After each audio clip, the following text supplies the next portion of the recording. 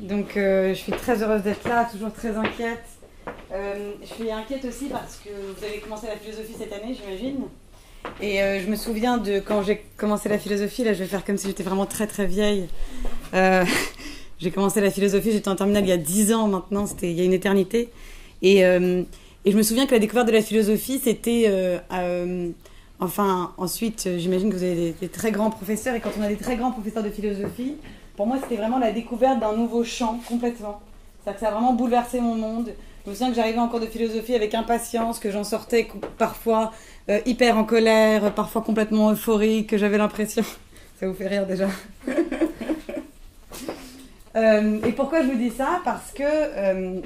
donc c'est en terminale que j'ai commencé à m'intéresser à la philosophie. Mais c'est vrai que je parle à des économistes, à des scientifiques, donc j'ai doublement besoin de vous convaincre de l'intérêt de cette matière, mais je vais le faire. J'ai commencé à m'intéresser à la philosophie en terminale, et ensuite, donc j'ai poursuivi des études, j'ai fait une prépa littéraire, j'ai poursuivi des études de philosophie, et je suis arrivée en master à Sciences Po, et j'ai découvert ce qu'était la théologie politique. La théologie politique, c'est une matière un peu étrange, et néanmoins passionnante, et c'est une matière qui s'intéresse au fait, donc à la sécularisation. La sécularisation, c'est ce concept qui veut que, si on parle de l'ancien monde est un monde qui est défini par deux très grandes choses. C'est d'une part la transcendance. La transcendance, ça veut dire quoi? Ça veut dire qu'il y a un arrière-monde. Ça veut dire qu'il y a une référence à un monde au-delà.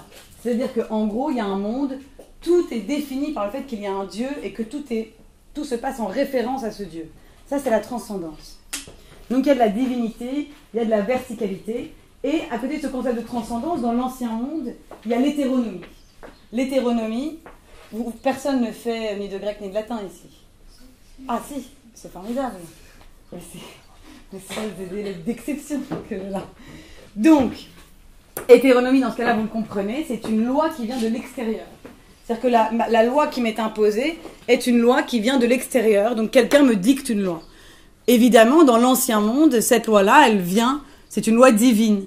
Donc il y a une loi de l'extérieur qui me dit ce que je dois faire, ce que je dois penser, comment je dois me comporter, comment même la cité doit s'organiser, comment la politique doit s'organiser, etc., etc., etc.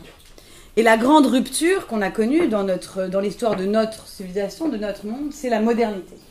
Donc, à la fin de l'ancien monde, ou plutôt l'ancien monde a disparu et est né, je dirais pas le nouveau monde, mais le monde moderne. Et ce qui définit la modernité, exactement en miroir, ce n'est plus la transcendance, mais c'est l'immanence. Et l'immanence, ça veut dire qu'au contraire, il n'y a plus d'arrière-monde. Tout est là, tout est matériel, on peut tout expliquer que par ce monde-là. Il n'y a pas de monde après la mort, il n'y avait pas de monde avant notre vie, et donc il n'y a pas d'autre expérience que cette expérience-là humaine que nous avons dans le monde. Et pareillement, ça n'est plus l'hétéronomie, mais l'autonomie. Donc la modernité, c'est l'idée que je fais ma propre loi. L'homme fait sa propre loi. Et donc il n'y a plus de référence à l'extérieur, nous décidons entre nous, et généralement avec la modernité vient aussi évidemment l'idée démocratique, nous allons nous rassembler et décider ensemble de la loi que nous nous donnons. Et cette loi-là, c'est la loi que nous avons décidée pour nous. Alors pourquoi je vous dis ça? Je vous dis ça parce que la théologie politique, c'est exactement ce à quoi elle s'intéresse. À ce passage entre l'ancien monde et le monde moderne. C'est quoi cette modernité? C'est quoi ce monde où il n'y a plus de transcendance, où il n'y a plus de lois qui viennent de l'extérieur? Comment est-ce qu'on justifie tout d'un coup la loi qu'on se donne à nous-mêmes? C'est quoi la légitimité de cette loi? Comment est-ce qu'on vit dans un monde sans Dieu aussi, du tout? Qu'est-ce qu'on fait du coup vous voyez, et là les questions elles sont vraiment multiples. Comment on se gouverne? Comment est-ce qu'on prend des décisions? À partir de quels principes? À partir de quelles valeurs? Qu'est-ce qui prédomine? La loi de la majorité, vous le savez, vous avez fait de l'histoire, n'est pas toujours une loi à laquelle on peut se fier, etc., etc., etc. Et donc je faisais la théologie politique, j'étais passionnée par ces questions-là, j'étais d'autant plus passionnée par ces questions-là parce que vous ne l'avez pas vécu et vous... Il y a un gap générationnel très faible entre vous et moi. Et j'ai commencé à enseigner à Sciences Po il y a 3-4 ans. Et quand j'ai commencé à enseigner la théologie politique à Sciences Po il y a 3-4 ans, je devais encore justifier du fait que la question religieuse était une question importante parce qu'elle était en train de revenir vraiment sur le devant de la scène. C'était encore le cas il y a 3-4 ans, on devait encore un peu se justifier. Aujourd'hui, vous vous rendez compte à quel point il y a eu un retour du religieux. C'est-à-dire un retour de la question religieuse. On voit bien que pour bien comprendre en fait ce retour de la question religieuse, il faut que vous tourniez plus vers la génération de vos parents et que vous compreniez que dans la génération de vos parents, pour beaucoup, évidemment pas pour tous, parce que le religieux, il n'y a pas eu d'extinction absolue du religieux évidemment, mais dans la religion de nos parents quand même, il y avait l'idée, et surtout avant, c'était l'une des idées de la modernité, il y avait cette idée que la religion, en fait, était une invention de l'homme et qu'elle allait finir par disparaître, que le progrès, la science, allait finir par complètement, définitivement annihiler en gros la religion. Et que la religion n'était plus une question, n'allait plus être une question, et que les dernières personnes, en gros, qui fréquentaient les synagogues, les mosquées ou les églises, étaient des gens un peu obscurantistes, qui tout simplement n'étaient sans doute pas trop assez allés à l'école, et qu'on allait bientôt rentrer dans un monde sans religion. Vous avez constaté que c'est pas du tout ce qui s'est passé. Il y a vous savez les historiens, il y a une grande discussion autour de la date à laquelle le religieux serait revenu. Non, évidemment c'est pas une personne, donc c'est compliqué de donner une date, mais disons qu'à la fin des années 70, il y a un grand retour de la question religieuse, alors même que tout le monde pense que c'en est fini du religieux, et ce grand retour se passe par un certain nombre d'événements, dont sans doute le plus marquant au niveau international, c'est la révolution iranienne, et c'est l'Iran qui d'un coup devient une république islamique, alors même qu'on a l'impression que tous les pays vont plutôt vers des systèmes démocratiques, laïques et complètement sécularisés. L'autre événement que vous avez connu, parce que vous êtes né en quelle année ? Que vous avez connu un âge où vous n'avez pas pu le connaître, c'est 2001, c'est l'attentat de New York, le World Trade Center, où là, de manière beaucoup plus évidente, tout d'un coup, pour des raisons dites religieuses, des gens viennent et détruisent un des plus grands symboles des États-Unis, à savoir les Twin Towers. Et ils le font pour des convictions que eux jugent en tout cas, et qu'ils présentent comme étant parfaitement religieuses. Et à ce moment-là, on commence à parler de la revanche de Dieu. Le phénomène prend de l'ampleur, il prend de l'ampleur politiquement, parce qu'on voit de plus en plus se dessiner la volonté politique de réintroduire du religieux, de réinfuser du religieux dans la politique. Pour parler de choses tout à fait contemporaines et actuelles, vous savez que la Turquie, par exemple, a été un pays extrêmement laïque, qui s'est même pendant longtemps inspiré de la laïcité à la française. Et c'est un pays aujourd'hui qui a réintroduit de manière très forte le biais religieux, puisque ce sont des islamistes qui sont au pouvoir. C'est le cas aussi au Maghreb de plus en plus. On voit que la Russie, même si c'est un cas sans doute particulier, quand même, les rapports entre l'Église et l'État sont de plus en plus proches. Et ce qui s'est passé pour nous en Europe, c'est que, alors même que les églises étaient vides, il n'y avait pas beaucoup de mosquées et que les synagogues n'étaient pas non plus trop remplies, il y a eu un re-remplissage progressif des lieux de culte. La question religieuse est devenue importante et surtout, et c'est de là dont je voulais partir, parce que c'est de là d'où sont parties mes recherches, on a eu un attentat en France, le 7 janvier 2015, qui était un attentat contre Charlie Hebdo. Donc j'imagine que vous avez tous suivi cette affaire. Je ne sais pas à quel point... Vous avez quel âge, là ? Donc vous aviez 15 ans quand c'est arrivé. Je ne sais pas... Je ne sais pas exactement la conscience qu'on a de ce genre de choses à 15 ans. J'imagine que ça vous a quand même au moins troublé, parce que les images étaient choquantes. Disons que, en tout cas, et parce que j'étais à Paris à ce moment-là, et pour ceux qui étaient à Paris et pour ceux qui suivaient un peu ces affaires-là, c'était vraiment un choc immense. Et c'était un choc immense pour plusieurs raisons. La première raison, c'est que, en tout cas en ce qui concerne ma génération, nous n'avions pas connu la violence. Je m'adresse à vous, là je pense que là-dessus on serait plutôt d'accord pour dire qu'on voit très peu de morts dans notre société, de moins en moins. Même nos personnes âgées, on ne les voit plus mourir. Qui a déjà vu un cadavre ici? Je pense pas énormément de gens. Donc déjà, la présence d'une extrême violence et le fait qu'on a vu des corps morts et qu'on a vu des corps démembrés, qu'on a vu du sang était quelque chose d'extrêmement impressionnant dans notre société, qui est une société finalement très policée. On ne voit pas du tout ça. C'est-à-dire que la violence, elle est à l'extérieur, elle est à la télé, on nous montre, voilà, en Syrie, regardez ce qui se passe, regardez ce qui se passe en Afrique, mais ça ne se passe certainement pas chez nous.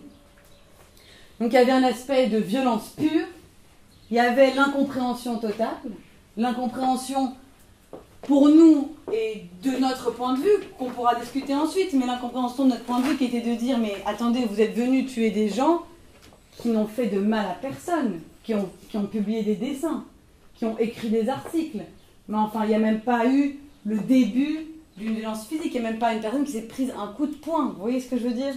Donc d'une incompréhension totale, une impression en tout cas d'asymétrie complète entre ce qu'avaient fait ces journalistes en publiant des caricatures de Mahomet et la réponse qui a été de les abattre froidement en pleine journée. Et enfin, il y avait cette question, celle que je vous ai expliquée en vous donnant un peu une idée de ce qu'était la théologie politique, c'est-à-dire l'impression qu'en fait, il y avait là un moment dans la modernité, quelque chose dans la modernité qui ne fonctionnait pas, ou qui ne fonctionnait plus, ou qu'il y avait soit un retour de l'ancien monde, soit une tension dans la modernité même, qui faisait qu'on n'arrivait plus ni à anticiper ce genre d'événements, ni vraiment à les comprendre, ni à savoir quelle réponse y apporter. Ça va, je vous ai perdu déjà ou non? Vous me dites, hein? Du coup, moi, ma recherche est partie de là, de l'étonnement que ça a produit. Et donc, j'ai commencé à m'intéresser à cette histoire de blasphème. Parce que le blasphème, c'est évidemment la première notion qu'on a en termes de liberté d'expression. C'est-à-dire, la liberté d'expression, c'est une invention assez tardive en tant que liberté d'expression fondamentale, comme droit de l'homme, etc. Au départ, ce qu'on a, c'est un certain nombre d'interdictions qui touchent le langage parce qu'on considère qu'il y a des paroles qui ne peuvent pas être dites. Et les paroles qui ne peuvent pas être dites dans l'ancien monde, c'est généralement le blasphème. Alors ça, j'imagine que vous l'avez étudié un peu. Vous savez que, et c'est d'ailleurs très intéressant pour nous de nous en souvenir, quelle est la première grande figure et qui est au fondement de notre civilisation et qui est condamnée pour blasphème, c'est Socrate. Donc vous avez, j'imagine, un peu étudié Platon, vous connaissez le personnage Socrate, qui est cet homme fort intelligent, un peu laid, qui est là à Athènes, qui s'arrête, qui arrête les passants et qui les questionne, et qui remet en cause un peu les préjugés, qui questionne les gens, mais alors, quelle est la bonne forme de gouvernement? Et c'est quoi le bien? Et c'est quoi le beau? Et alors, comment est-ce qu'il faut prendre une décision? Et donc, il fait un travail proprement philosophique, c'est-à-dire qu'il est à la recherche de la vérité, et il le fait librement, en déambulant dans Athènes. Et puis, Socrate n'a peur de rien, c'est ce qu'il définit, et il n'a pas peur de questionner même les principes les plus fondamentaux pour la Athènes de l'époque. Hein, on est au IVe siècle avant Jésus-Christ, 5e, 4e. Et donc il remet en cause, il pose des questions sur les dieux, et quelle est l'importance des dieux, et est-ce qu'on est bien sûr que ceux qui nous gouvernent sont légitimes, et d'où vient la légitimité de ceux qui nous gouvernent? Est-ce que la démocratie finalement est un si bon système que ça? Est-ce qu'il ne faudrait pas plutôt laisser la politique aux professionnels, etc., etc., etc. Et Socrate est condamné pour blasphème en 399, donc avant Jésus-Christ, en moins 399, pour parler un langage plus laïque, même si ça ne change pas le fond du problème. Et donc il est condamné pour blasphème. Et moi je suis partie de cet exemple-là, qui est un exemple très intéressant parce que c'est un peu, vous voyez, c'est vraiment le modèle du blasphème dans l'Ancien Monde. Le modèle du blasphème dans l'Ancien Monde, le modèle de ce qu'on ne peut pas dire, il est très simple. Vous avez d'un côté un blasphémateur, et de l'autre côté, vous avez l'entité blasphémée. Et l'entité blasphémée, c'est de manière absolument égale le pouvoir politique en place et les dieux ou le Dieu, la divinité. Pourquoi? Parce que quand votre système politique, quand la personne qui gouverne tire sa légitimité d'une divinité, d'un Dieu, là vous voyez, on est parfaitement dans la transcendance et l'hétéronomie. Moi, je gouverne ce pays parce que les dieux me donnent la légitimité de le gouverner. C'est les dieux qui m'ont inspiré, ou c'est les dieux qui veulent bien que, mon destin qui a été écrit par les dieux, etc., etc., etc. Donc si, en tant que blasphémateur, en tant qu'athénien, je dis du mal des dieux, je dis du mal du pouvoir. Et si je dis du mal du pouvoir, je dis du mal des dieux. Donc ça, c'est la première figure. Et en fait, cette figure-là, c'est la figure qu'on va rencontrer tout au long. Alors, il y a des variations, je vous passe un peu les détails. On peut parler du fait que la religion à Athènes, c'est très différent du monothéisme ensuite qu'on va retrouver en Europe, etc. Mais bon, je vous fais vraiment, vous voyez, la version vulgarisée.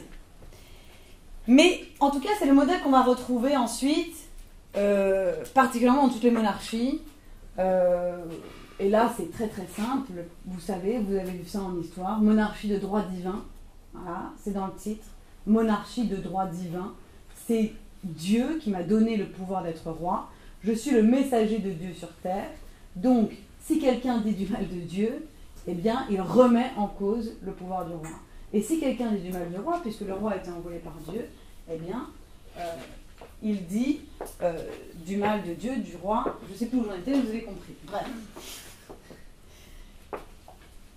Et donc là, vous voyez, on est dans un truc de justification qui est assez clair. Alors, notre question, c'est pas de savoir est-ce que c'est bien, est-ce que c'est mal. Je vous explique juste la cohérence du système. C'est un système qui est cohérent parce que, à partir du moment où on considère qu'un gouvernement n'a lieu d'être que s'il trouve sa légitimité, que s'il s'explique par le fait qu'il a été choisi par les dieux, bah effectivement, blasphémer, ça devient compliqué parce que le blasphémateur, quand il blasphème, il dit quoi? Il dit, moi, je rejette votre système. Je rejette la cité. Je rejette le pouvoir. Évidemment, il devient une menace pour la cité et donc il doit être exclu. C'est un processus normal. Et alors moi, ce qui m'a intéressé, c'est que donc, bon, une fois qu'on a vu ça, c'est passionnant. Alors il y a des exemples magnifiques, enfin magnifiquement tragiques. Le chevalier de la Barre étant la dernière personne à avoir été condamnée en France, peu avant la Révolution, pour blasphème. Il a donné un coup d'épée sur une statue, voilà, il s'est fait écarteler en place publique. Bon, donc tout ça existait. Il y a beaucoup de procès en blasphème en France, en Europe, parce qu'il y a cette conception du pouvoir vraiment verticale. Et moi, je me suis, donc, en étudiant ça, on se dit, bon, parfait, c'est cohérent, c'est intéressant, on peut faire des répertoires de procès, une fois qu'on a compris le système, c'est assez simple, c'est très bien justifié, à la fois par les religieux, surtout par l'État, et c'est là où on se rend compte que c'est un problème vraiment politique, hein. C'est-à-dire qu'en fait, celui qui blasphème, c'est celui qui est politiquement déjà en résistance, en dissidence, il faut absolument l'éliminer, parce que vraiment, il met en péril la communauté. Mais ce dont on se rend compte, c'est que, en Europe en tout cas, il y a eu des révolutions, il y a eu les Lumières, et on a quitté ce système de légitimité, on est rentré dans la modernité, on a décidé de s'installer dans des démocraties. Et dans les démocraties, vous voyez que le principe de légitimité il est très très différent. C'est-à-dire que les gens qui sont au pouvoir ne sont pas là parce qu'ils ont été choisis par Dieu, ils sont là parce qu'ils ont été choisis par des hommes. Le principe de l'autonomie. Si on se donne notre propre loi, on se donne aussi nos propres gouvernants, n'est-ce pas?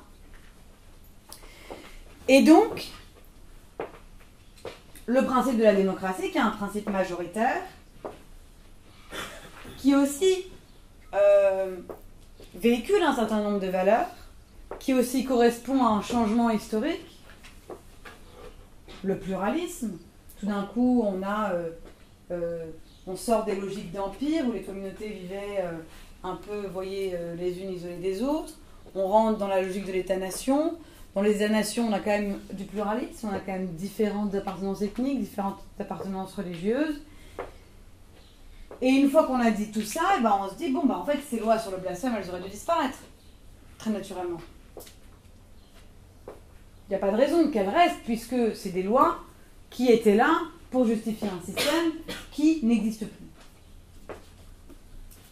Sauf que les choses se sont passées un peu différemment et ça a été une grosse partie de mon travail parce que, vous savez, il y avait quelque chose d'assez gênant en fait au moment des attentats contre Charlie Hebdo, qui était qu'on disait, il y avait plein de journaux européens qui disaient mais regardez c'est absolument terrible, évidemment les frères Kouachi sont venus tuer les journalistes de Charlie Hebdo parce que dans beaucoup de pays musulmans encore aujourd'hui le blasphème est interdit.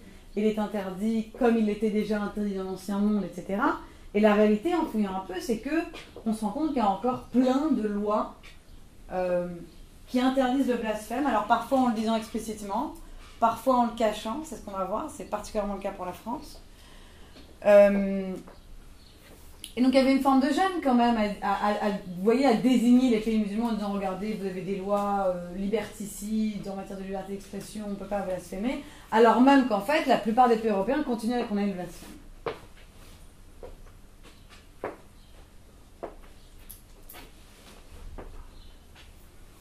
Alors il y a des futurs juristes dans la salle, d'après ce qu'on m'a dit. Vous n'êtes pas obligé de vous désigner, mais c'est à vous que je parle un peu. Vous savez, le droit, c'est aussi une construction historique, c'est-à-dire que c'est particulièrement sensible sur ces histoires de blasphème. Il n'y a pas vraiment de tabula rasa en droit. C'est-à-dire que c'est arrivé quelquefois dans l'histoire, mais c'est assez rare que quelqu'un arrive et décide d'annuler toutes les lois précédentes pour recréer tout un nouveau système de loi. Les lois fonctionnent par sédimentation de lois. Donc il y a par exemple, vous savez, dans tous les codes, il y a des lois tombées en désuétude. C'est-à-dire que la loi, elle est là, elle existe, elle est écrite, mais elle ne s'applique plus parce que ces cas-là ne se présentent plus, parce que les choses ont changé, mais elles sont toujours là dans le code. Et ce qui est parfaitement passionnant, c'est que dans la plupart des pays européens, donc, il y avait des lois dans type ancien monde contre le blasphème. Donc on peut prendre quelques exemples. En Grèce, par exemple, la Grèce est un pays chrétien orthodoxe, dans la constitution grecque qui se place sous l'autorité de la très sainte Trinité de Dieu, etc. Bon, il y avait l'interdiction du blasphème, et cette interdiction renvoyait parfaitement au fait que, il ne fallait pas dire du mal de l'Église, parce que l'Église était là aussi pour légitimer l'État. Sauf que ce qui s'est passé, c'est que ces lois-là sont restées, tous ces pays sont plus ou moins devenus des démocraties, et donc ces lois ont été obligées de changer sans vraiment s'adapter. C'est-à-dire qu'elles ont été obligées de s'adapter. Et moi, ce que j'essaie de montrer, c'est qu'elles ont essayé de s'adapter de manière souvent très étrange.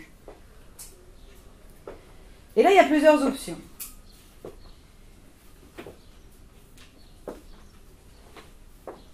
Il y a des pays qui ont décidé de garder la loi comme telle et de rajouter un petit article en dessous en disant donc cette loi-là contre le blasphème, en fait, elle s'applique à toutes les religions reconnues par l'État. Là, vous voyez qu'on a un problème de justification. C'est-à-dire que pourquoi, s'il n'y a pas une religion pour l'État, et à partir du moment où on considère qu'il y a plein de religions dans un État et qu'elles sont toutes reconnues au même titre, qu'il n'y a pas de religion plus favorisée que d'autres, qu'il y a une séparation entre les églises et l'État, ça devient très difficile de justifier d'interdire le blasphème. Alors ça, c'est des lois qu'on peut retrouver en Grèce, typiquement, en Espagne, un peu différemment, en Italie, où on a juste cette histoire du fait que le blasphème est interdit donc, pour toutes les religions reconnues par l'État. Ensuite, il y a les pays où il y a eu une traduction du blasphème. C'est-à-dire qu'il y a des pays où on a un peu réfléchi, on a dit, attendez, cette histoire de blasphème, ça va être compliqué de placer ça dans notre cadre démocratique. Donc il faut trouver une traduction qui soit lisible par nos nouveaux systèmes politiques, par nos nouveaux systèmes de valeurs, fondés principalement sur les droits de l'homme. Et ça a donné une invention, et quand je dis une invention, c'est que c'est une invention. Ça a donné l'offense aux croyants. Et ça, c'est le cas de beaucoup d'autres pays, et notamment l'Allemagne, par exemple. L'Allemagne, grand pays de philosophie, ils ont fait les choses bien, ils ont quand même essayé de traduire, etc. Alors, c'est quoi le problème avec cette histoire d'offense aux croyants ? Et je vous raconte tout ça parce que tout ça n'est pas du tout neutre par rapport à toutes les questions de liberté d'expression qu'on a aujourd'hui.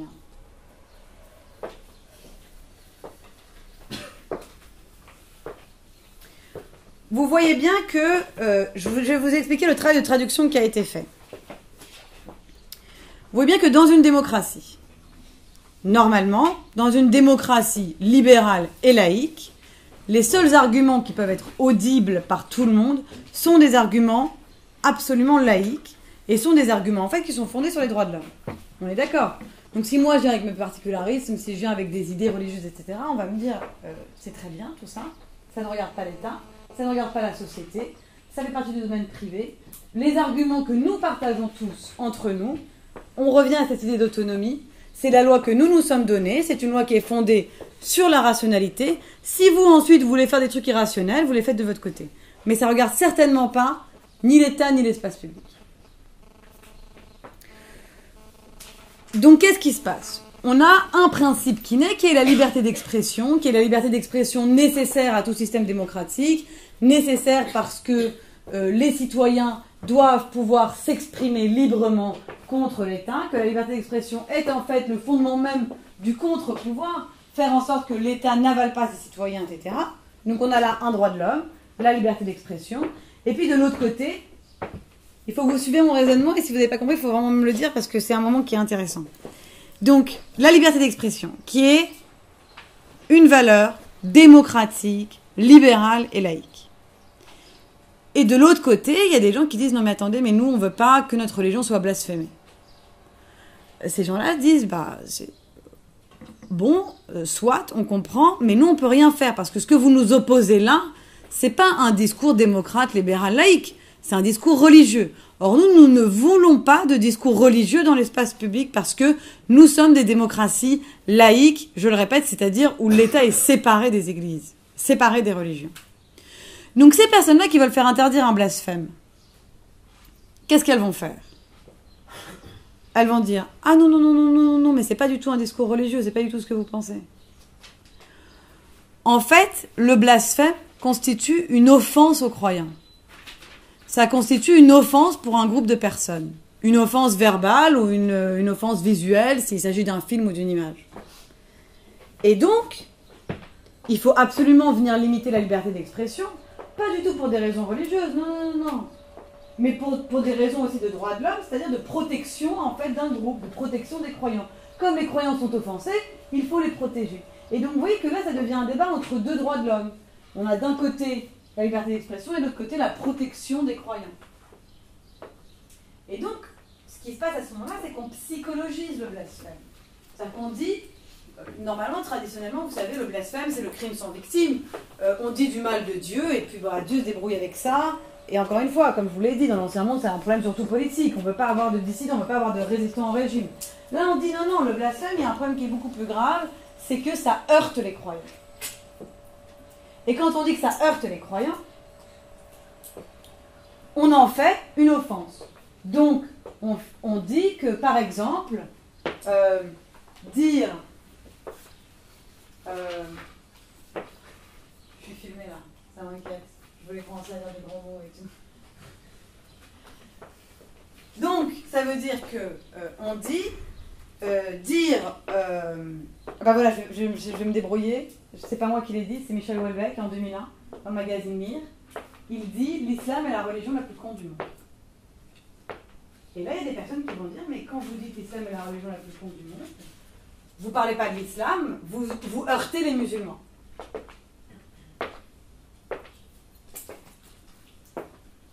Mais vous voyez que la conséquence est quand même pas claire. C'est-à-dire que vous êtes des esprits sans doute parfaitement postmodernes, donc vous devez être très inquiets tout le temps d'offenser tout le monde. Mais si on essaye de réfléchir un peu librement et de se libérer de tout ça, et de réfléchir vraiment aux choses, dire l'islam, c'est pas la même chose que dire les musulmans. Dire Jésus-Christ, c'est pas la même chose que dire les chrétiens. Vous voyez, Jésus-Christ n'a pas le même statut, par exemple, dans les différentes religions chrétiennes, les différentes branches du christianisme, plutôt, je devrais dire, etc., etc., etc. Et alors, évidemment, ce qui m'a le plus passionné, c'était de voir ce qui s'était passé en France, parce que les attentats contre Charlie Hebdo, c'est en France qu'ils ont eu lieu. Et la France se targuait depuis très longtemps. Vous ne pouvez pas encore en avoir marre, ça fait que 30 minutes que je parle, donc désolée pour vous, j'ai encore 10 ou 15 minutes. Et donc la France se targuait, parce que la France, pays de la Révolution française, pays des droits de l'homme, se targuait d'avoir voilà, une liberté d'expression extrêmement ouverte. Et en fait, c'était le cas parce que vous savez, la loi fondamentale qui régit encore aujourd'hui la liberté d'expression, la liberté de la presse, comme on dit en France, c'est la loi de 1881. La loi de 1881 sur la liberté de la presse, elle fait partie des grandes lois qui font l'armature de nos droits fondamentaux en France, parce que c'est les grandes lois de la Troisième République. Il y a aussi la liberté d'association. Vous savez, quand on fait encore aujourd'hui, on ouvre une association, c'est loi de 1901. C'est évidemment la loi sur la séparation des Églises et États de 1905. Donc la Troisième République a eu un moment effectivement très ouvert et très libéral en mettant en place toutes ces lois qui définissent aujourd'hui nos libertés. Et donc la loi de 1881, à l'époque, elle est assez extraordinaire. Elle abolit complètement toute condamnation du blasphème. Elle abolit le délit d'opinion. Et elle garde comme restriction, parce que la liberté d'expression est une liberté fondamentale, mais qui a des restrictions. La seule vraie grande restriction qu'elle garde, c'est la restriction qu'il y avait en droit romain, et c'est la restriction traditionnelle un peu. Traditionnelle dans le sens vraiment fondamental qu'il faut quand même garder, c'est qu'elle interdit l'injure et la diffamation. Selon un principe très simple, et c'est purement individuel, qui est que si par exemple j'écris un article sur vous, comment vous appelez ? Radija.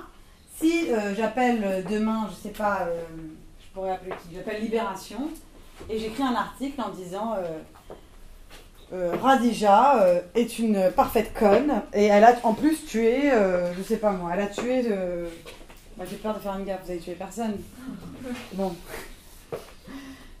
Je sais pas, elle a tué son amie Sabrina. Bon, vous ouvrez le journal, tout le monde vient me voir à l'école, vous dit putain, déjà chez l'école.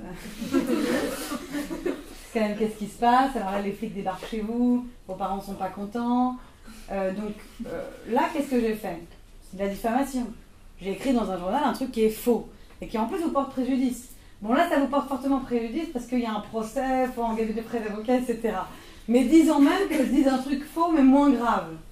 Que, par exemple, je sais pas moi, vous êtes raciste ou que vous cachez de l'argent sous votre matelas, qu'il y a de l'argent public, j'en sais rien. Mais disons que voilà, je dise un truc qui est complètement faux dans la presse sur vous. Il est normal que vous puissiez aller devant les tribunaux en disant cette cinglée d'Anastasia Colosimo, elle a raconté n'importe quoi, ça m'a valu un très fort préjudice. Sabrina ne me parle plus. Mes parents m'ont viré de chez moi, je dors sous un pont. Et en plus, j'ai une affaire au pénal sur le dos.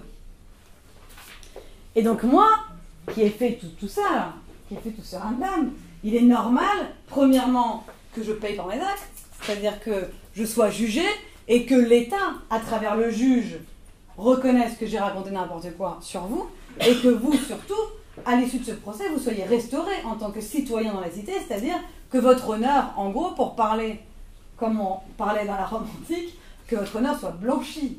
Vous voyez ? Bon. Donc ça, c'est vraiment, vous voyez, la diffamation, l'injure, c'est-à-dire quand on répand des fausses informations sur un individu, l'individu a le droit de s'en défendre et a le droit d'aller dans les tribunaux pour réclamer justice, parce que là, c'est un problème de vérité et c'est vraiment un problème de nuisance directe et individuelle. C'est très important. J'ai pas dit toutes les filles qui ont les cheveux bruns et un peu le... C'est gris, c'est quoi? C'est gris. Ouais, gris. J'ai pas dit toutes les brunes qui ont un peu le gris. J'ai nommément insulté quelqu'un. Donc ça, c'était la grande restriction qu'il y avait dans la loi de 1881. Il y en avait d'autres, mais qui étaient beaucoup plus marginales. Mais l'idée, c'était vraiment une liberté d'expression très ouverte, où les seules personnes, en gros, qui peuvent porter plainte sont des personnes à titre individuel parce qu'elles ont été heurtées, parce qu'on a menti à leur sujet, etc. Cette loi-là, elle a plutôt bien traversé l'histoire. Bon, évidemment, elle a été un peu modifiée au moment de Vichy, puis remodifiée, mais finalement, elle n'a pas connu beaucoup d'altérations, et on pouvait se vanter pendant extrêmement longtemps en France d'avoir, en termes de liberté d'expression, une des lois les plus permissives dans le monde. Évidemment, ça venait de notre culture aussi, de notre culture qui était les Lumières, de notre culture qui était l'anticléricalisme très fort, qui d'ailleurs est beaucoup plus fort que dans tous les autres pays du monde sans doute. Il y avait quelque chose dans cette loi qui renvoyait à ce que nous on appelle sympathiquement l'irrévérence à la française, le fait de pouvoir raconter exactement ce qu'on veut, le fait de pouvoir remettre en cause les dieux, le fait de pouvoir dire du mal de l'État, etc. Donc cette loi-là traverse à peu près bien l'histoire. Et la première grande modification, c'est la loi Pleven en 1972. Et la loi Pleven en 1972, elle fait... alors, le contexte de la loi Pleven, il est intéressant parce que en 72, donc je vous ai dit, hein, on dit que le retour du religieux, en gros, c'est fin des années 70. 72, il faut voir que au niveau international, c'est la mise en cause du racisme. Vous savez, le racisme, comme sujet, c'est quand même très récent. Enfin, du point de vue de l'histoire. Donc, c'est la mise en cause du racisme du point de vue international, hein, avec la décolonisation, etc. Et au niveau national, c'est-à-dire en France, ça correspond au moment où il y a une très forte redécouverte du passé vichiste de la France, où la France se sent coupable quand même d'avoir collaboré. Ça aura pris un peu de temps, mais bon. Et où ressort le fait que, de manière, pour le coup, vous voyez, vraiment très forte, que la France a été antisémite, qu'elle a envoyé des juifs dans les camps, qu'elle a collaboré, etc. Et donc cette loi-là, en 72, elle fait deux choses. Elle fait deux choses qui vont vous paraître remarquables au moment où je vais vous les dire. Et ensuite, comme moi, quand je vais vous expliquer toutes les conséquences, vous allez être absolument horrifiés. On va passer du temps à être horrifiés ensemble. En 72, donc cette loi-là, elle fait deux choses principalement. La première, c'est que elle dit que l'injure, la diffamation, la provocation à la haine, la provocation à la discrimination est interdite concernant des personnes, une personne ou des groupes de personnes. Donc vous voyez, là il y a l'introduction de la notion de groupe, d'un coup qui était complètement absente avant.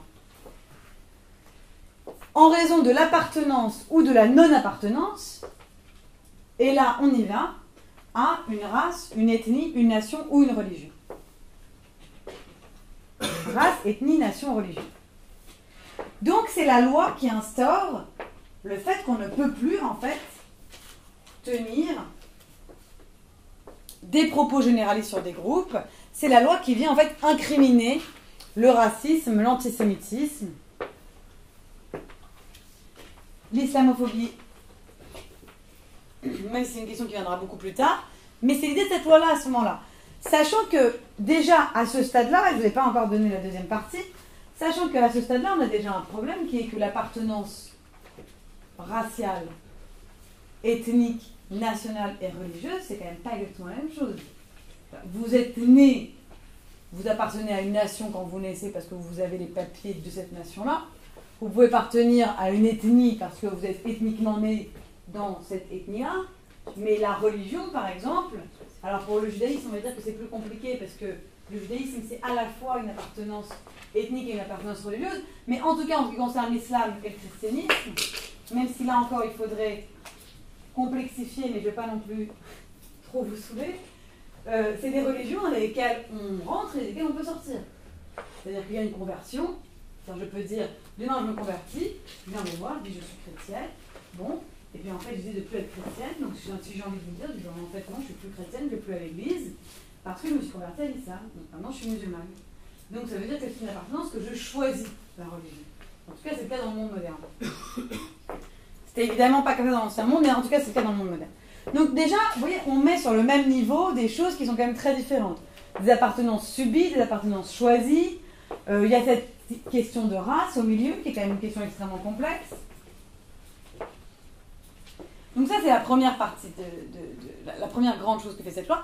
Et la deuxième grande chose que fait cette loi, c'est qu'elle donne le pouvoir aux associations de porter plainte au nom des communautés. Pourquoi? Le principe est très simple. Je m'adresse aux juristes. Vous vous appelez comme Radija. Bon, j'ai fait du mal à Radija. Radija porte plainte contre moi. Tout va bien. On est individu à individu. Si je dis toutes les filles brunes à chignon avec des pulls gris sont des idiotes finies, là, on a un problème parce qu'il y a toutes les filles brunes à chignon avec un peu gris qui vont vouloir porter plainte. Mais il faut bien quelqu'un pour les représenter. Donc, il va bien falloir quelqu'un pour venir à la barre, témoigner et dire non, bah nous, les femmes, les jeunes filles à pull gris, à cheveux bruns et à chignon, bah, nous ne sommes pas contents, donc nous portons plainte contre un Anastassia Colosimo qui ne raconte que des conneries. C'est exactement ce qui se passe dans cette loi, vu que ce sont des groupes maintenant qui peuvent être... Vous voyez qu'il y a des diffamations, des injures et des provocations qui sont interdites pour des groupes. Il faut bien quelqu'un pour les représenter pendant le procès. Et donc on donne ce pouvoir aux associations.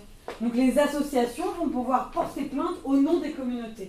Donc par exemple l'association des musulmans de France va porter plainte pour les musulmans, l'association des juifs de France va porter plainte pour les juifs, etc., etc., etc. Alors là, je prends encore 5 minutes. Et après, j'arrête, je vous jure. Et alors là, qu'est-ce qui se passe? Il se passe quelque chose de très grave, particulièrement pour nous en France, parce que vous savez que tout le système français repose sur cette idée qui peut paraître un peu folle, et en même temps assez belle, et qui nous vient, pour le coup, tout droit de la Révolution. La Révolution française n'a pas donné que de bonnes choses, mais il y a certaines choses pas trop mauvaises, qui est que la Révolution française, quand elle arrive, une des idées principales, c'est de dire on va casser absolument tous les corps intermédiaires. À savoir que l'État ne s'adresse qu'à des citoyens. Il ne s'adresse pas à des communautés. Vous voyez aux États-Unis comment ça se passe. Je ne sais pas si vous suivez par exemple un peu les élections américaines. Il y a des communautés, il y a des lobbies. Alors on vous dit, les femmes blanches de plus de 50 ans ont voté Hillary Clinton. Les noirs de moins de 30 ans ont voté, j'allais dire Trump, mais ça me paraît improbable, ont voté aux primaires Bernie Sanders. Pourquoi? Parce que les États-Unis, c'est typiquement un pays qui est construit par communauté, et en fait, entre l'État et les citoyens, il y a tout un strate de communauté, il y a une strate d'appartenance. Et vous appartenez, d'ailleurs, aux États-Unis, à plusieurs groupes. Vous êtes définis par votre couleur de peau, vous êtes définis par votre statut social, vous êtes définis par votre église, donc par votre religion, etc. En France, l'idée c'était de dire, et c'était une idée quand même assez sublime pour être remarquée, l'idée c'était de dire, en fait, l'État ne veut pas savoir ce que vous êtes. Ça, c'est l'idée politique, de dire l'État ne veut même pas savoir. Vous savez, les statistiques ethniques sont interdites en France. On ne sait pas combien de pourcents aujourd'hui de noirs en France, on ne sait pas combien de pourcents. Les statistiques religieuses aussi sont interdites. On peut faire des estimations, mais on n'est pas sûr. Vous voyez, c'est des statistiques, mais on n'a aucune information précise. Aux États-Unis, quand vous arrivez, on vous demande est-ce que vous êtes blanc, est-ce que vous êtes noir, de quelle religion vous êtes, etc. Les statistiques sont très très claires aux États-Unis. En France, tout ça est interdit parce qu'il y a l'idée politique qui est de dire l'État ne veut surtout pas s'adresser aux communautés, mais que aux citoyens.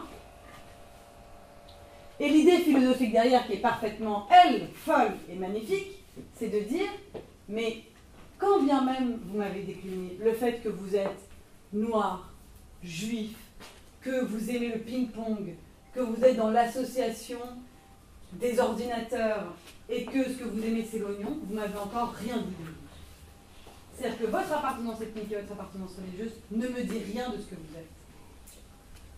Donc vous voyez, anthropologiquement, c'est-à-dire du point de vue de l'idée qu'on se fait de l'homme, c'est quand même une proposition qui est extrêmement riche et qui est extrêmement libre. Et c'est cette idée qui est au fondement quand même de la République. Vous savez, on parle tout le temps des valeurs de la République, etc. Bon, malheureusement, le terme a été vidé de son sens. S'il y en avait une à retenir qui est vraiment fondamentale, et les autres en fait découlent de celle-ci, c'est de dire la France est un pays où, dans l'espace public, vous êtes parfaitement nus de vos appartenances. On s'en fiche, ça n'existe pas, ça ne nous intéresse pas. Alors ça ne nous intéresse pas, ça ne veut pas dire, c'est pas négatif dans le sens on ne veut pas savoir, etc. Ça n'empêche pas la curiosité, ça n'empêche pas l'échange des cultures. Mais l'État dit, quand bien même vous êtes ceci et cela, moi ça ne me dit rien de ce que vous êtes au fond, et moi je m'adresse à vous en tant que citoyen appartenant à la seule communauté qu'il y a en France. Il n'y a qu'une seule communauté en France, c'est la communauté nationale. Et alors vous voyez la difficulté extrême que pose cette loi tout d'un coup. Vous ne voyez pas encore, mais je vais vous expliquer. Je sens la détresse dans vos yeux là. Qu'est-ce que ça pose comme problème cette loi? Et en fait, le meilleur moyen de s'en rendre compte, c'est le procès qu'il y a eu contre Charlie Hebdo en 2007. Parce que vous savez qu'avant les attentats, il y a eu un grand procès contre Charlie Hebdo en 2007. Le problème que pose ce procès, c'est que, donc, sous la loi Pleven, le magazine Charlie Hebdo publie des caricatures de Mahomet, qui elles-mêmes ont été publiées par un journal danois avant ça, mais bon, je ne vous refais pas toute l'histoire. Charlie Hebdo publie ces caricatures, et là, des associations musulmanes, les associations musulmanes, elles ne représentent pas tous les musulmans, hein. Tous les musulmans ne sont pas dans des associations musulmanes, ça se saurait sinon. Donc des associations qui se disent musulmanes, tout d'un coup portent plainte contre Charlie Hebdo. Et alors là, est-ce que, je ne sais pas si vous imaginez la conséquence d'un tel procès. Parce que qu'est-ce qui se passe tout d'un coup? Il se passe que ces associations-là portent plainte, et dans la compréhension qu'on a de la loi, ça veut dire les associations portent plainte au nom de la communauté musulmane contre Charlie Hebdo.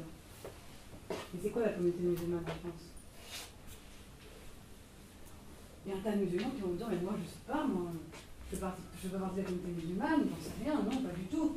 Enfin, vous voyez, il n'y a pas de communauté musulmane organisée en France, et les conséquences, même en termes, pour parler avec des termes vraiment un peu, vous voyez, sympathiques, genre vivre ensemble, etc., en termes de vivre ensemble, c'est pas génial, parce que du coup, comme on a l'impression que la communauté musulmane qui devient cette espèce de truc complètement foireux, parce qu'on ne sait pas ce que c'est, porte plainte contre Charlie Hebdo, il suffit que vous croisez un musulman, vous dites alors, toi du coup, en tant que musulman, t'en penses quoi?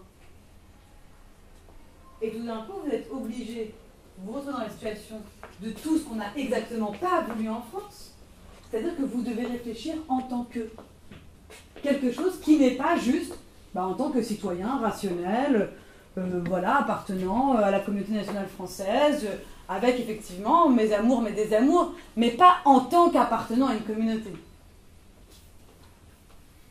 Et c'est exactement ce qui s'est passé en 2007, parce que le débat a été extrêmement violent en 2007, et c'est exactement comme ça qu'il s'est organisé, parce que tout d'un coup, on prenait les gens à partie. Ah, mais toi, ah ouais, d'accord, t'as défendu Charlie Hebdo, mais t'es un mauvais musulman, alors. Ah ouais, toi, t'as dit que Charlie Hebdo, c'était pas bien. Ah ouais, c'est pas très français, ça, quand même, comme étude. Et donc, vous voyez comment la communauté nationale, tout d'un coup, est complètement fracturée de l'intérieur. Comment les gens sont renvoyés à des appartenances auxquelles ils ne devraient pas être renvoyés. Puisque le but, c'est qu'ils n'y soient pas renvoyés, justement, parce que nous, on dit, mais ça ne nous intéresse pas. On peut être musulman et être un lecteur de... Mais invétéré de Charlie Hebdo, ça, on a envie. Rien ne nous en empêche. Et surtout, nous, on ne veut pas vous en empêcher. Parce que la vraie liberté, c'est ça, en fait. C'est que peu importe quelle a été votre éducation et d'où vous venez, vous avez cette liberté-là de penser ce que vous voulez.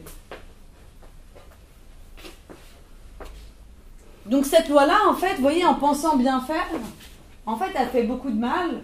Et je terminerai là-dessus, elle a fait d'autant plus de mal qu'elle a vraiment ouvert la boîte de Pandore, parce qu'après, c'est la loi Pleven, il y a eu ce qu'on appelle les lois mémoriales. Peut-être qu'on reviendra là-dessus au moment de la conversation. Les lois mémoriales qui ont été ouvertes par la loi Guesso en 1990, qui a interdit le négationnisme, donc c'est-à-dire la négation de la Shoah. Ça, c'est une loi coercitive. Ensuite, il y a eu la loi sur le génocide arménien en 2001, qui ne pénalise pas le négationnisme du génocide arménien, mais cette loi existe quand même. La loi Mekasheva en 2005, bon bref. Et l'extension ensuite de ces histoires de groupes et d'associations et de liberté d'expression à l'identité sexuelle, etc. que je voulais vous dire par tout ça, là-dessus, là c'est la petite conclusion. D'abord, la petite conclusion, c'était de vous dire que parfois, en pensant bien faire, on fait mal. Ça, c'est une leçon de vie. Qu'on peut dire autrement, l'enfer est pavé de bonnes intentions. Ce qu'on comprend sur la France, c'est fondamental à travers ça, parce qu'on voit quel a été le projet en fait de la République. Ça redonne un peu d'épaisseur comme une histoire de valeurs républicaines. C'est-à-dire qu'en fait, on porte un modèle, et on porte un modèle qui, franchement, je vous le dis, est parfaitement unique au monde. Unique au monde parce qu'on est le seul pays à penser que nos appartenances religieuses et ethniques ne nous définissent en rien, et que quand les gens disent les chrétiens, moi, même si je suis chrétienne, je ne suis pas obligée de me sentir visée par les chrétiens, parce que je ne sais même pas ce que c'est les chrétiens. Parce que je ne crois pas au fait que le groupe comme ça, aveugle, puisse définir quoi que ce soit. Donc ça, c'était le moment un peu patriotique. Et ensuite, plus globalement, sur la liberté d'expression, vous avez dû vous en rendre compte, mais on est rentré dans une concurrence très forte. Et la concurrence, elle vient exactement de ce que je viens de vous dire. C'est qu'à partir du moment où la communauté nationale implose, et on se retrouve avec que des communautés particulières, on va dire, non mais alors attendez, les juifs, ils ont leur loi sur leur génocide, et nous, en tant qu'Arméniens, on n'a pas le droit d'avoir notre loi. Et alors attendez, je comprends pas, parce que les caricatures de Mahomet, c'est autorisé, mais en revanche, on ne peut pas dire que le génocide des juifs n'a pas eu lieu. Alors ensuite, on peut rentrer dans le détail. Moi, je peux vous faire de la pédagogie. Je peux vous expliquer quelles étaient leurs idées à eux, en vous disant, mais ça n'a rien à voir. La question des caricatures de Mahomet, c'est le prophète, c'est du religieux, ça ne regarde pas l'État. La loi Guesso, c'est une vérité historique, et c'est une vérité qui doit être partagée et donc préservée par l'État. Mais le fait est que, de fait, ça crée une impression qu'il y a des choses qu'on peut dire, des choses qu'on ne peut pas dire, et on n'est pas tout à fait certain, à la fin, des justifications de ces lois-là. Ou en tout cas, elles ne paraissent pas claires pour tout le monde aujourd'hui en France, ça c'est certain, puisque le débat est très fort. Et au-delà du problème législatif, et ça sera mon ouverture, il y a aujourd'hui une inquiétude permanente qui est d'offenser les gens. Donc vous vivez dans l'angoisse, alors je ne sais pas si vous réveillez avec cette angoisse le matin, mais vous vivez dans l'angoisse de l'offense. Et là encore, vous voyez comment c'est complètement tribal, parce que les gens sont offensés par groupe. Nous en tant que femmes, nous sommes offensés. Nous, en tant que ceci, nous sommes offensés. Nous, en tant que cela, nous sommes offensés. Et donc, ça devient, là, la communauté nationale, au revoir. Ça devient un combat. Donc, c'était la lutte des classes, c'est devenu la lutte des races, la lutte des religions, la lutte des genres. Et ce ne sont plus que des tribus, les unes contre les autres, où l'argument suprême est de dire « tu m'as offensé ». Ce qui fait qu'il y a un vrai verrou sur le langage, un véritable verrou sur le langage. Je pense que ça n'est pas une folie de parler encore aujourd'hui du fait qu'il y a un vrai problème de bien-pensance, et même de dire que le fait qu'il y ait de la bien-pensance fait que quand il y a des éruptions contre la bien-pensance, elles sont d'autant plus violentes, puisque l'idée même de la liberté d'expression, c'est de dire que la parole, même quand elle est violente, n'est jamais aussi violente qu'un acte physique, parce que quand on vous offense verbalement, vous avez toujours la liberté de ne pas vous sentir offensé. Et ça, c'est une réalité physique. Si je fous un coup de poing à Radija, et qu'elle a un bleu, elle ne va pas pouvoir me dire « non, tu ne m'as pas frappé ». Si je lui dis « t'es vraiment qu'une petite conne », elle va pouvoir me rire au nez et me dire « bah alors ça c'est ce que tu penses, mais enfin, Sabrina, elle pense que je suis cool, donc... Et ça vous fait rire, mais en fait, c'est le fondement de l'éducation, normalement. Quand vous faites insulter la première fois à l'école, et que vous rentrez à la maison, vous dites « ah, maman, Pierre, il a dit que c'était une bolosse. » Moi, votre maman, elle vous dit là, tu t'en fous, lui-même c'est un bolos, je sais pas ce qu'il a vu, il est sapé n'importe comment, il manque ses crottes de nez. Non, mais normalement, c'est l'éducation de base. Mais ça, on l'a complètement perdu. Et on est rentré dans la paranoïa de l'offense. Et on est rentré surtout dans, voyez, la course permanente à qui est le plus offensé. Il y a une prime à la victime aujourd'hui. Plus vous êtes offensé, plus vous avez une place dans la société. Plus vous avez quelque chose à revendiquer. Ce qui ne veut pas dire qu'il n'y a pas de vraie offense. Mais ce qui veut dire qu'on ne construit pas une société, et surtout on ne construit pas la société comme on a voulu la construire nous, c'est-à-dire une société mixte, une société du mélange. Le principe de la communauté nationale, c'est que nous vivons ensemble et nous sommes mélangés. Et les communautés ne vivent pas les unes loin des autres, chacune dans leur précaré. On ne construit pas une communauté nationale si on n'accepte pas que dans le langage aussi, il faut laisser une part au diable, et qu'on ne peut pas vivre en permanence dans la paranoïa de l'offense. Voilà. Merci à vous. Après, tu veux des questions ?